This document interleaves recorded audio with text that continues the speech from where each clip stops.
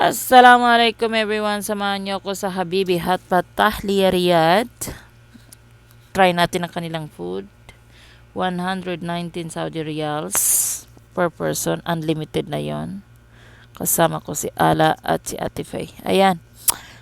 Ito si makulit na bata at gusto rin magluto.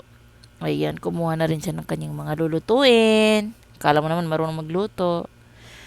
Guys, at marami silang varieties na pagpipilian.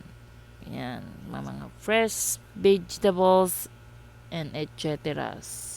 119 Saudi Riyal kasama na ang lahat. Drinks, water, may rice na rin. And may mga milk tea din sila. Noodles, ayan. Promise guide, ang sarap ng pagkain nila. At saka yung mga waitress nila ay talagang ina-assess ka nila. Ayan. Maliit lang yung place, pero good naman yung ambience. Ayan, si kuyang napili niyang soup is spicy.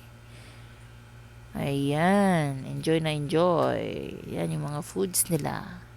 Kaya try nyo rin dito guys. Yan yung mga seasonings nila. Marami din silang varieties. May mga fruits din actually. Ayan, at nagluto na kami at pinaghalo-halo na. Yan. May mga vegetable, okra. Yan. At ang bata pala ay libre under the basta may sila height limit. Sinubukan ko na rin mag-chopstick kasi hindi ako marunong. At libre nga si Luli. Thank you for watching. Bye!